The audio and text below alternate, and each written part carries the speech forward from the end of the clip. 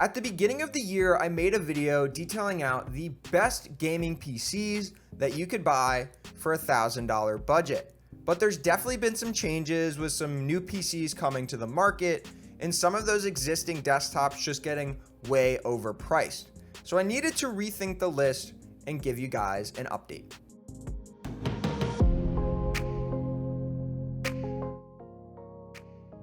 So after scouring the web for the best PCs under $1,000, I came up with my top 5, and they're all pretty similarly spec'd, but they do have their slight nuances that do make them different. So we'll start this one off with the Skytech Blaze 2, and this thing comes in at 1 cent under that $1,000 budget, and it has a Ryzen 5 3600 and a GTX 1660. We also get a 500 gig SSD, 16 gigs of 3000 megahertz DDR4. It's RGB'd out, Wi-Fi, and Windows 10 Home.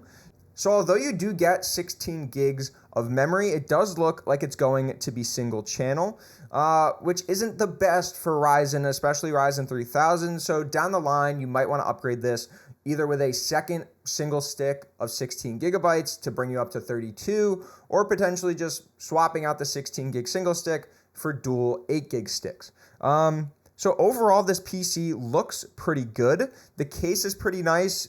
Doesn't look like there's going to be a lot of airflow on that front panel. I honestly don't really see where the air is coming in except for these little side grills down at the bottom. There's some perforation down there, but it doesn't look like there's too much area for airflow inside the front panel. You do have some ventilation up at the top and the rear, but I might throw in some extra fans up there at the top just to bring some more airflow into the system. Again, you're getting a 1660, so pretty good GPU, but the rest of the options here do have a 1660 Super. So you're gonna get a nice boost in performance with those options, but this is still a pretty good PC for the price. And it's all going to be upgradable. Being that it is a Skytech PC, you pretty much have standard off-the-shelf hardware when it comes to the motherboard, CPU, GPU, power supply. So anything that you would want to upgrade down the line, you would be able to with this computer. And you get pretty good I/O as well. 4 USB 3.1 ports, 2 USB 2, HDMI and DisplayPort, and then of course you do get the 3 RGB fans along with this computer. So this is a good starting point, but there's definitely some better options out there.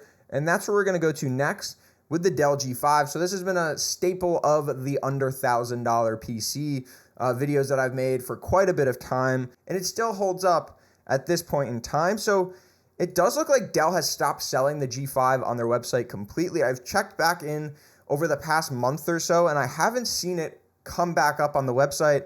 It looks like they're completely pushing Alienware and just eliminating the G5 from their gaming lineup. So no more Dell branded gaming PCs. It looks like it's all going over to Alienware, but they are selling this thing on Amazon, and you're pretty much getting the same PC that you were at the start of the year.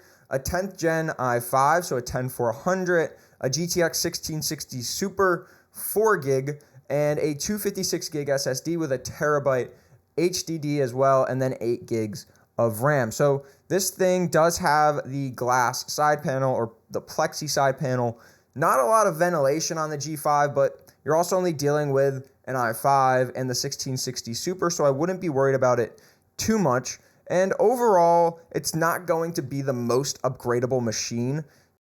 A decent amount of proprietary hardware in this thing from Dell, especially when it comes to the power supply and of course the motherboard. It's going to be pretty impossible to upgrade this thing outside of just either upgrading the CPU or upgrading the GPU, but you're going to be limited when it comes to the power supply that's pre-installed in this desktop. But overall, it is a really good option at only $900. And very similar to the Dell G5, we're going to jump over to an HP Omen. So you can either find this thing on Best Buy or from HP themselves. And this is pretty much the exact same spec with some slight differences. So you have an i5 10400, a 1660 Super, 8 gigs of RAM, just like the Dell in single channel, and a 512 gig SSD. So no HDD, but you do get that SSD for storage. And this thing is a little bit more upgradable as you can see from both the motherboard and the power supply. So pretty standard when it comes to motherboard and PSU. So you should be able to pretty much upgrade these things whenever you want down the line when you do, either decide to upgrade the CPU or the GPU. The GPU in this thing doesn't have the best cooling, but it should suffice in the majority of games and shouldn't have too many problems when it comes to overheating. You don't have a great amount of ventilation on this case either. The majority of the airflow is coming in right along this front side panel, so that is not great. But you're also not cooling that crazy of hardware when it comes to the i5 and the 1660 Super. But every computer that we've looked at so far pretty much has a 6-core CPU, single DIMM of memory, whether that be 16 gigs or 8 gigs, and a 1660 or a 1660 Super when it comes to the graphics card, all lacking in the most part when it comes to cooling.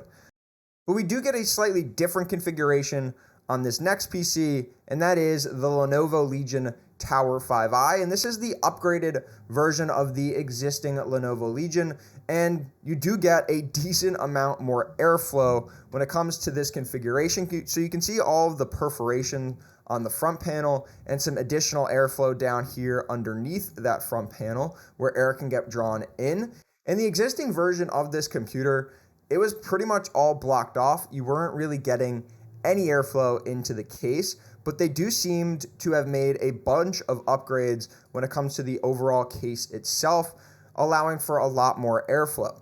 And with this thing, you get an i5 11400, so upgraded from 10th gen to 11th gen, a 1660 Super still, 8 gigs of memory in single channel, and a 256 gig SSD with a 1 terabyte HDD.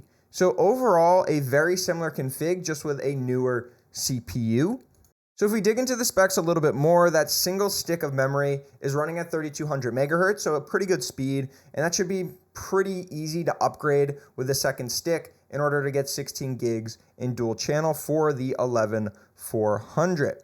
And this thing also has some pretty good I/O on it as well. You can see the dual USB Type A ports on the front. You also get a Type C port on the back. Overall, there's like 7 Type A ports and a Type C.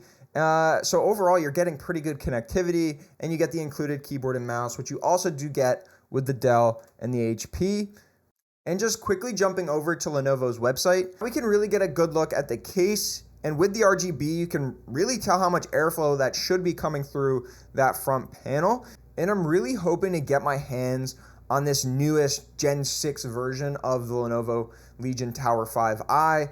It looks like a really nice upgrade from the last generation of this gaming desktop, and it should perform really, really well, especially at the price point of, that $950 for this 1660 Super version.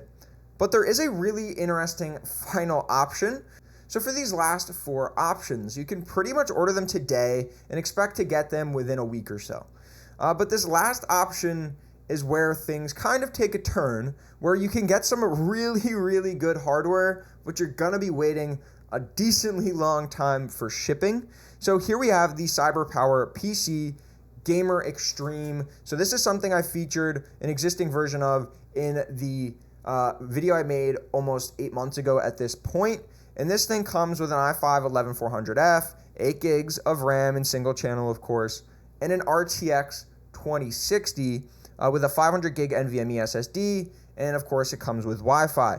But with this 2060 version, you're gonna end up waiting a month or 2 months in order to get it off of Amazon. If you wanted to save $50 for whatever reason and go with a 1660 Super option, you can get it within 2 to 4 weeks. So for the extra $50, if you're willing to wait a little bit longer in order to get your hands on the computer, the 2060 option is pretty interesting at the price point. Now the PC overall has been one that's been featured quite a bit. So you do just get a stock Intel cooler on the 11400, but it's not going to be drawing a crazy amount of power where it should really need that much cooling. You're also not going to get the greatest cooled 1660 Super or RTX 2060, but overall the case looks really nice, and you should easily be able to upgrade this thing down the line. So they're using an M-ATX motherboard. You can always upgrade that down the line. You can throw in your second 8 gig stick of memory. You get triple fan at the front, so you can always throw in like an AIO in here if you really wanted some extra cooling. And overall, the front panel does have some nice ventilation. So there we go. There's kind of two outputs from this video.